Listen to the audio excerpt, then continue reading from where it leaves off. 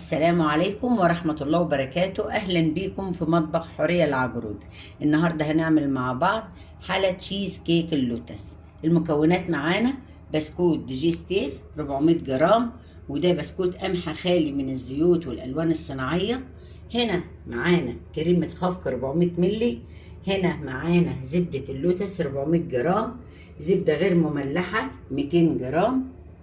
هنا جبنة كيري 500 جرام يعني 24 مكعب. هنا معانا سكر بودرة، والسكر هنا اختياري اهو، والسكر هنا اختياري للي حابب. وهنا معانا ورق زبدة هنفرشه في الصينية بتاعتنا، ودي الصينية بتاعتنا اهي من اللي هي بتتفتح حبايبي اهي. وهنرجع بقى مع بعض نعمل مقاديرنا مع بعض خطوة بخطوة. هنا انا حطيت البسكوت بتاعي في محضرة الطعام، هطحنه لحد ما يكون ناعم جدا، وانا هبدأ اعمله قدامكم اهو.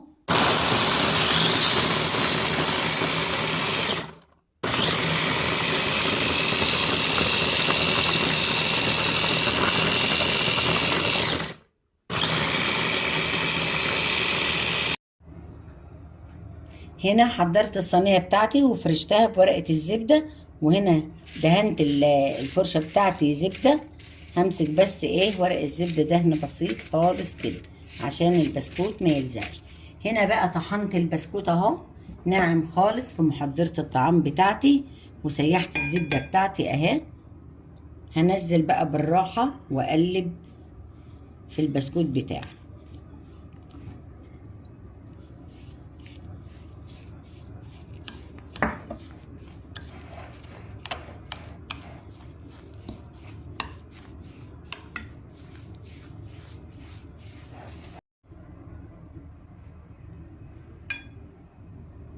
هنا حطيت الزبدة ودعكت البسكوت بتاعي خالص، قلبته جامد اهو، كله مرطب خالص شكل رمل البحر اهو.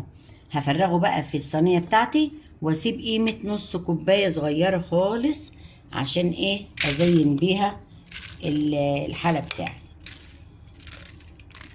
بسم الله الرحمن الرحيم.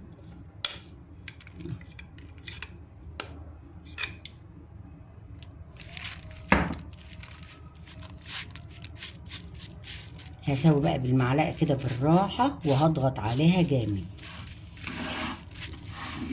يعني اللي عنده كوباية أرضيتها مساوية يعمل بيها كده، يعني معلقة أي حاجة، المهم إيه تجمدوا فيها البسكوت. هنا حضرت الصينية بتاعتي اهي، جمدتها خالص البسكوت. ممكن ادخلها الفرن وممكن احطها في الفريزر، فانا هحطها في الفريزر احسن تجمد على ما اخلص المكونات بتاعتي. يلا بينا. فضينا كريمة الخفق في البولة وهضربها على سرعة متوسطة لحد ما تتماسك وتبقى زي الكريم شانتيه.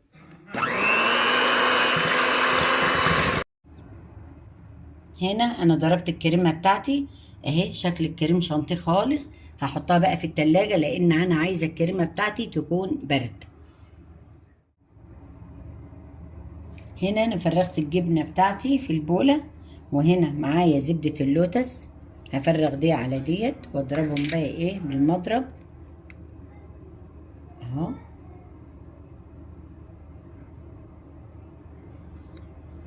انا مبيته الجبنه بتاعتي بره من امبارح بدرجه حراره الغرفه، انا عايزاها متبقاش جامده، انا عايزه الجبنه بتاعتي تبقى سايحه. هنا انا فرغت زبده اللوتس على الجبنه بتاعتي، هحط عليها السكر، مش هحط كله، انا هحط شويه منه بس عشان ما تبقاش مسكره قوي. هضغط على السكر والجبنه والزبده علشان ما يطرش مننا واحنا بنضرب المضرب.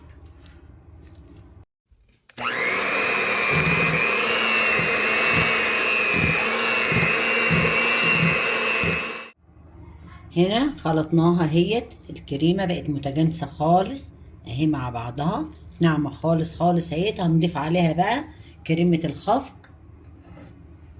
هنحط بقى ايه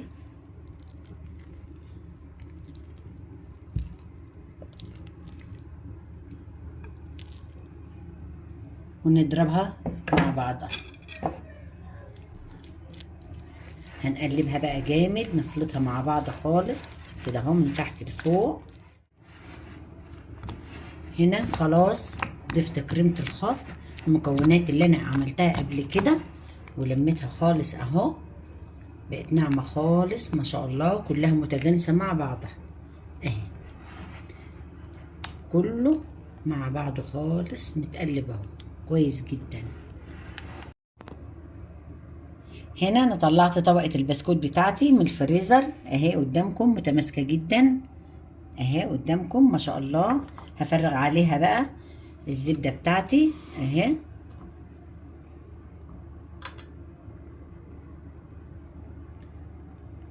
وبعدين بعد ما افرغها خالص كلها هسويها بقى بالراحة. هنا هساوي الخليط بتاعي بشويش كده بالراحة خالص، نزلها على الايه طبقة البسكوت.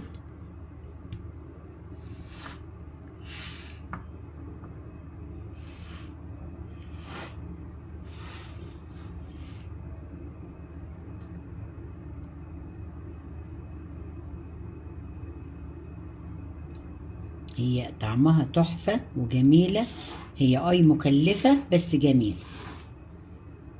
يعني حتى لو فكرنا نعملها مثلا كل مدة كبيرة لأنها دسمة جدا.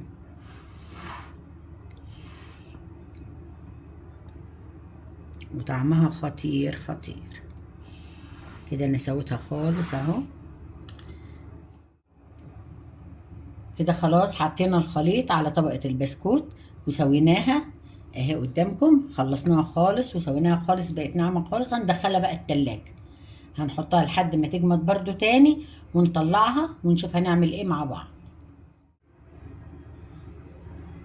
شوفوا يا حبايبي طلعناها اهي من التلاجة جامدة متماسكة خالص اهي، جميلة خالص. يلا بينا بقى نزينها مع بعض.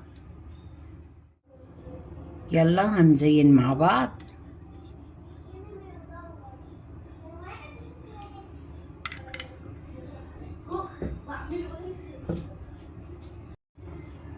نحط كمان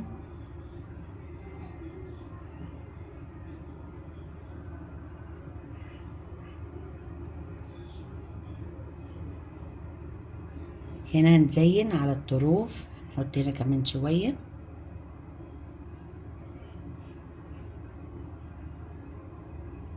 ونتحكم بقى احنا في ايدينا اهو. هنا بقى معايا البسكوت اللي انا عملته بالزبدة، اللي انا ايه ضربته في الكبة بالزبدة بتاعتي اهو. هحط كده، ازوق بقى به ايه البسكوتة بتاعتي.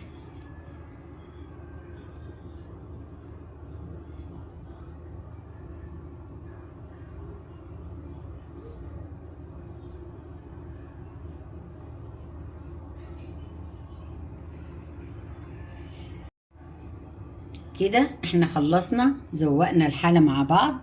الطبقة الأخيرة ديت أنا هدخلها تاني التلاجة عشان تمسك وتبقى طبقة متماسكة وجميلة كده. خلصناها خالص، جميلة هتعجبكم.